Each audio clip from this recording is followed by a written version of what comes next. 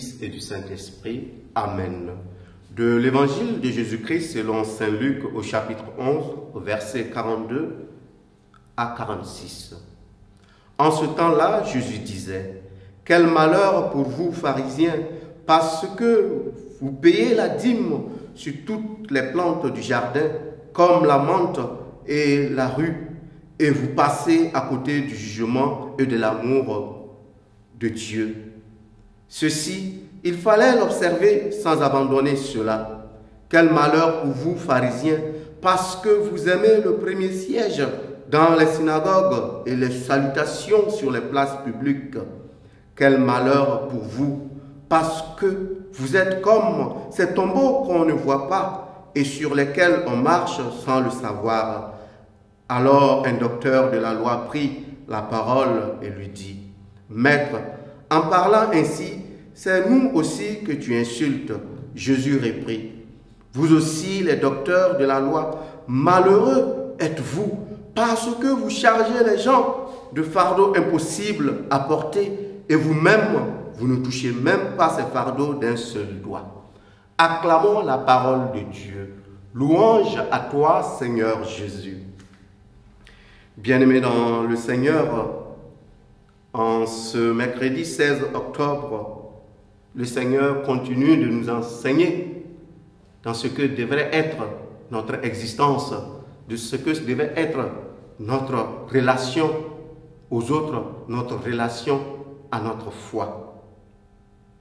Et le Seigneur nous enseigne ce matin que nous devons sortir de ces formalités qui ne nous engagent pas. Effectivement, nous pouvons tomber dans des formes de formalités. Et le Seigneur nous donne un exemple précis.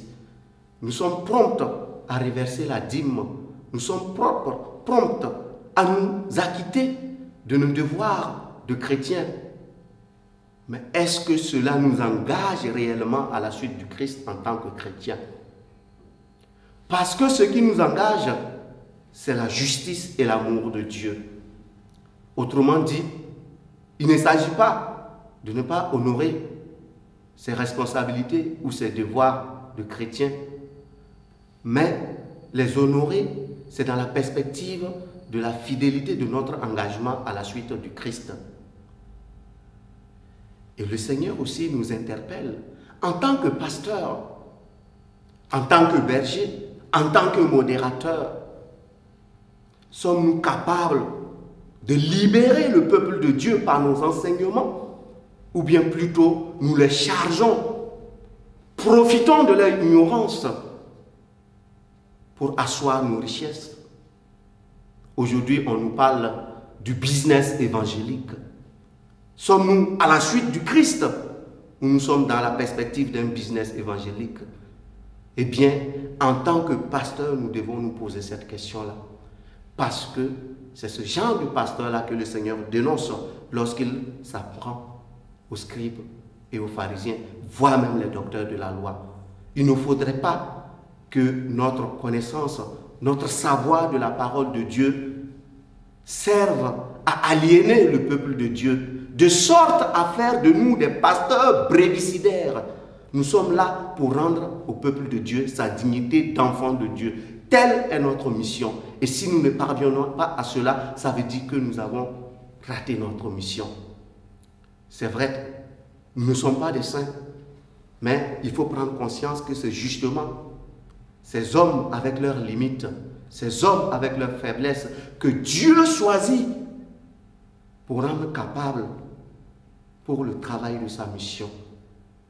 Autrement dit, prendre conscience que la mission n'est pas notre propriété, mais la mission est la mission de Dieu. Et nous devons nous enraciner en lui pour servir le peuple de Dieu.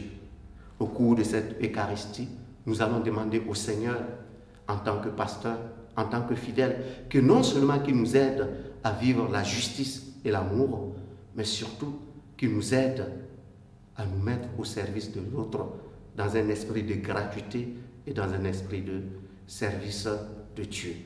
Loué soit Jésus-Christ.